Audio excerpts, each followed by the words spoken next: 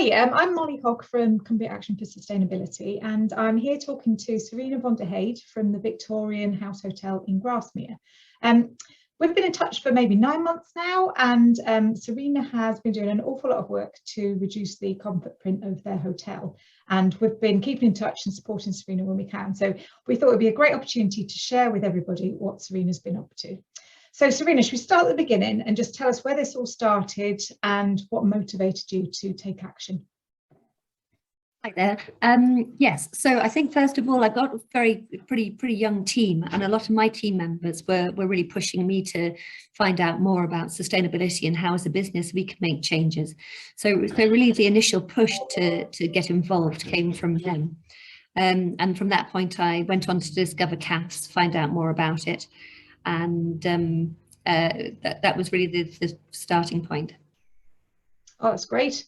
And you mentioned at the start you felt quite daunted about how to tackle this massive challenge, and you found it quite useful to go about it in quite a systematic way. So you did some auditing, didn't you? So there was our carbon footprint calculator, and you also had some help from Green Small Business, didn't you? Is that right?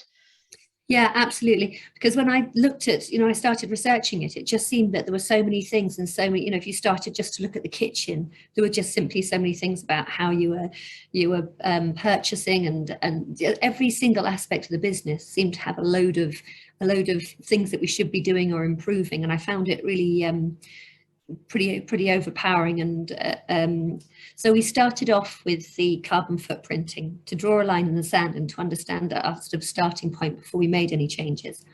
Then we signed up with Tim at Green Small Business, and he did a sort of whole business audit with us, and it was much more straightforward than I thought it was going to be. It involved doing a bit of work on collating our bills and that kind of thing to understand our energy use. But really, he covered everything from energy use through to paper in the business, through to what pension schemes we're using. It was really quite thorough approach, I felt. And then we, after that, went on to do an energy audit of the building to understand how we can improve our energy use and make it greener and less. So that was really helpful as well, because as soon as you start to find out about things like heat pumps and solar, and there's an awful lot there, and it's really difficult to find your way through it when everything's new to you. But that was really helpful. So at least now, having had those audits, I've got a really clear game plan, and it's really easy for me just to refer back to these different kind of to-do lists and sort of slowly tick them off. Yeah, that sounds great. It's really helped to kind of break it down in sort of bite-sized projects in a way, isn't it? And so on the building energy audit that you mentioned, what did that throw up as the recommendations, and what is it you want to do now to change your building and improve or reduce your energy use in your building? Yeah, that was really interesting, actually. So I'd had my heart set for ages. I thought, well, I was going to have a water sourced heat pump because we've got the river at the back of the hotel, and I thought that could be a great source of energy. But actually, when we had the inspection and the audit, it turns out that there are other ways that are simpler and better in reducing our energy use or changing it. So we're going to go for solar units. We're going for an array of 26 PV units on the building. And we're also going for, we're going to put a battery on the building so that we can then hold a lot of the energy we create. Because I realized something else I hadn't known originally was that if we just sell energy and electricity back into the grid, we sell it back at a far lower rate than we pay to get it originally. So it's not a great trade-off. We're far better off saving what we're buying from the grid rather than putting it back in. So we're using the battery to store it, and we're also putting in a car charging unit, which will be another way for us to store the energy and keep that value on site. And the last thing that we're doing for that is we're putting something into our water heater, so that as we create the energy from the solar, we're actually using that to boost the temperature of our water. And we really, being a hotel for leisure visitors, what people want is a hot bath when they get back from being out all day, and we get through quite a lot of hot water. So I'm really hoping that will have an impact. And then as far as the the water source goes, we found actually that air source is just as efficient now. That it used to be less efficient, but now air source heat pumps are just as efficient, and that we're better off keeping what we have in terms of our traditional gas boilers until they come to end of life, because the environmental cost of scrapping equipment that's already in is something we should try to avoid. And so I'm more thinking ahead now, planning for when those gas boilers that we have on the site have come to their end of life, that we're actually ready to put in air source heat pumps instead, and reduce our energy and our gas consumption that way. Yeah, of course, and it helps to kind of break up the investment in a way, doesn't it? Invest in kind of chunks so that it's not all in one go. And on that, you're hoping as well, got your fingers crossed that you might be able to get some funding through. So you made an application to the Lake District Foundation, the Low Carbon Lake District Fund, didn't you? Yes, we did. And that was pretty straightforward as well. All the paper, well, you know, it's online, all the forms, but that was pretty straightforward and not difficult to do. So I made 2 applications, in fact. I made one to help us to fund the PV panels. And I've applied for 60% funding on that, which really makes a colossal difference as to how quickly we can afford to do it. Either way, whether I get the funding or not, I'd still want to do it. But if we get the funding, it just means that I can bring it forward and do more quickly. And we get to hear about that later in February. And I put a second application in to set up, I want to work with this sort of app and product called My Green Butler, whereby we actually contact our guests before they arrive and tell them that we're really working hard to make our building more sustainable, and ask them to get them on side about how they use the building during their stay. So even it's sort of wrapped up as a really kind of helpful, positive thing for them. So we let them know about a really clear and good quality weather forecast, and then suggest, you know, it's going to be like this, so you might want to think about bringing an extra jumper, or you're going to need your waterproofs this week. And then we talk to them about, we have sensors in all the bedrooms that monitor the heat and humidity and basically comfort of the room, so that we're then able to say to the customer, it's going to be really cold tonight and the heating won't be on after such and such time, but we've put extra blankets in the wardrobe, so why not put an extra blanket on your bed so that you stay nice and cozy. So I'm hoping that we'll have it will help our customers to really be careful about how they use things in the room, so that they're not going out leaving the TV on, or, you know, leaving the fan and the light going in the bathroom. And at the same time, that they won't feel that this is having a negative effect on their stay, and they're actually, that they can see the effort we're putting into them having a great time still.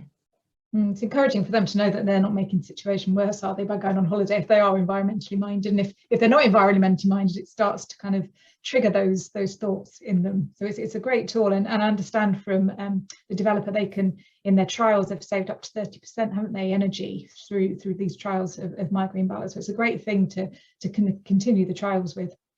Oh, that's fabulous. So you've also done some work as well on influencing guests before they even arrive, haven't you, with your work on the travel options?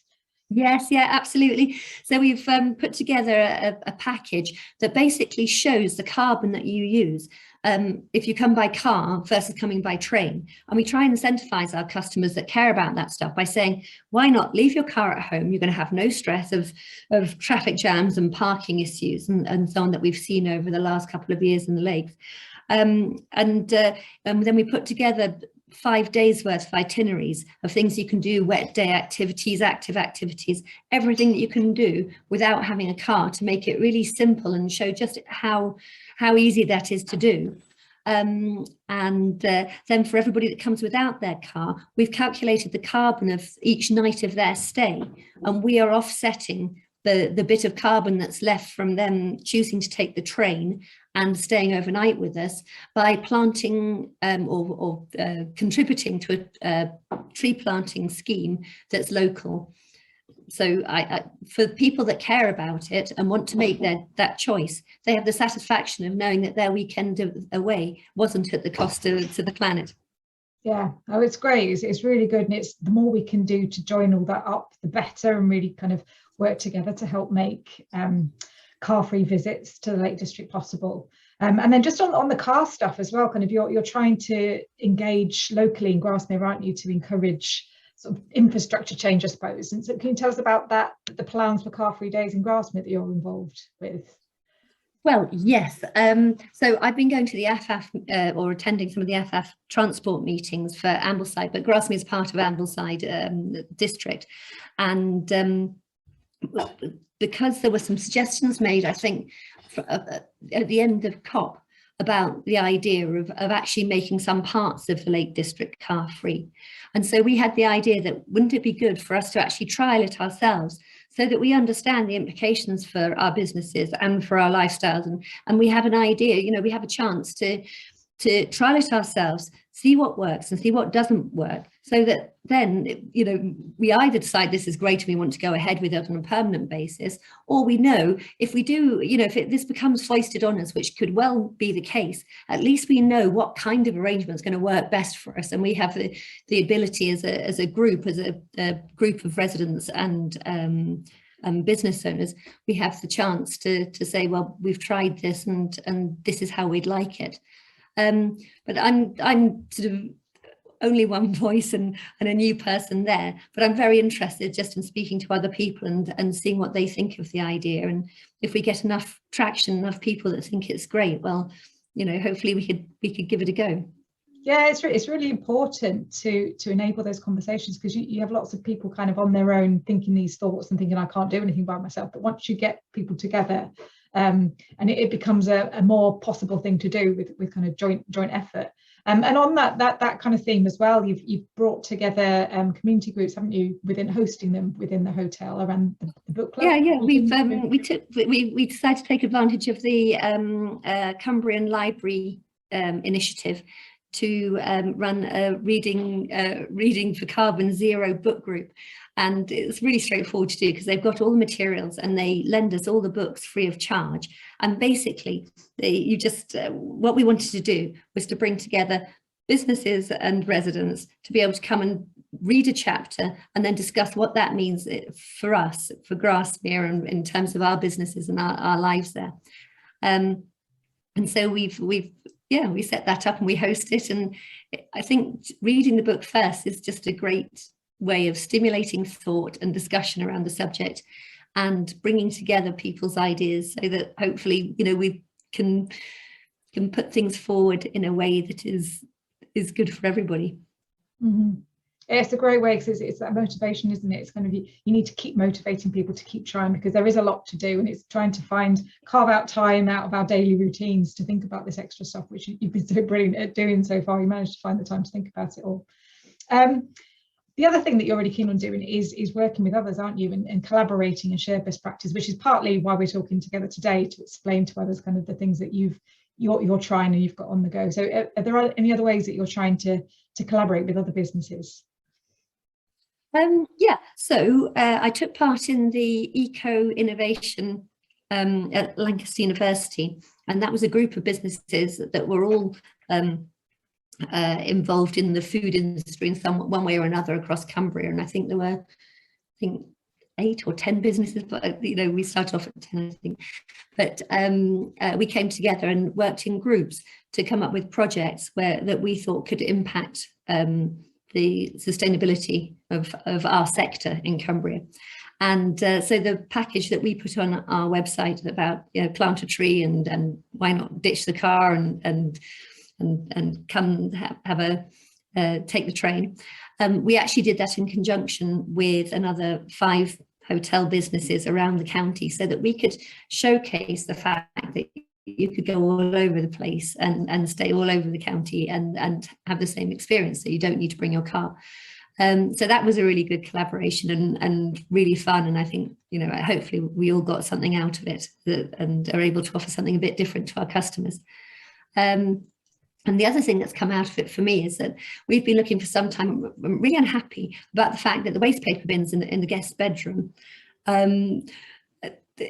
at the moment, everything that the guest throws away basically goes to landfill, because we're not able to go through their rubbish and sort of sort it out by hand. I think it's not fair on the guest, and it's not fair on, you know, I'm not happy to ask my team to be doing that. So we're collaborating with Lancaster University Engineering Department to make a special bin insert that will be able to fit into all our existing waste paper bins. So we won't have to throw anything away, and we don't have to use something that looks really industrial or sort of unsuitable. We have got, it's quite a boutique-y style in our hotel, and I wanted to still keep those bins that really fitted our interior design. And these inserts will fit into different bin sort of shapes and sizes to a certain degree, and allow people to be able to just separate what they want recycled and what they don't want recycled. And it means that our team can just, go with 2 bags to the room, take out the recyclable, take out the landfill. And I think that we'll end up probably, estimates, I would guess that we're probably going to save sort of 2/3 to half of what currently goes to landfill from the bedrooms will be recycled instead. So that's been wonderful working with them. Yeah, oh, fantastic. So it's been a huge amount, as I said before, a huge amount you're doing, but I'm sure you've got lots of plans for more stuff. I can't imagine you're going to stop now of what you've achieved. So what's on the cards for the next things you're going to look at tackling? The next things that we're doing at the moment, there are a few things that we really want to get to the bottom of. So on our menu already, we try to use things that are very local, so we're reducing food miles and so on. And so that's just an ongoing project, trying to find things that we can source reliably and locally. And I'm sure lots of businesses are doing that because we have such amazing fresh local produce that we're all trying to use the best we can get hold of, I think. But things that we're kind of specifically targeting, we had a few light fittings still in the hotel that weren't LEDs, so we're changing those over. We are fitting self-closers on some of our exterior doors because we just find that people are in and out the whole time, and the door constantly gets left open, which is fine during the hot summer, but during the winter it's really we're heating the environment, and that's not great. What else are we doing? The other thing that we're really trying to get into now as well is to understand how much of our waste is being recycled. So we're starting to look at, we want to be able to monitor and actually check in our bins to see, how much of our bin are we actually filling from the landfill bin, and how much of the recycling is going to the recycling bin that actually, that they're not getting muddled, and that we're really on top of that. So that's a bit of a project at the moment. Yeah, I should think so. That's probably, those are sort of our main things, because we've already some time ago went paper free, which is really good for us. It works really well for us, makes it much easier for everybody in the business. So that also cuts down on printing costs because you're not using a printer ribbon, and energy costs sort of associated with all of that. So yeah, those are our next plans. Oh, that's great. Well, thank you very much, Serena, for sharing that all with us today. And I'm sure we'll stay in touch and track your progress as you move on. And good luck with the funding application. I do hope that comes through for you so you can progress all of the technological changes in the hotel. Thank you very much, Molly. I would just like to say that we would not have sort of been able to so easily get on this journey and to learn so much about it if it wasn't for you in the first place, helping us with the carbon calculator and telling me about all the things that were available to me, and it was you that put me onto AFAF, and nearly everything that we've been able to do to make a difference sort of comes back to you and CAFS in the first place. So I think you've just been an amazing resource, and I feel very, very lucky to have come across you, and I think the business and all the changes we've been able to make, really, it's sort of come back to what you got us started with. So I'm very grateful for that. Well, thank you very much for saying so, and very much down to your energy and enthusiasm as well for following them all up. Well, that's great. Thank you very much. We'll say goodbye there. Yeah, bye-bye then. Bye.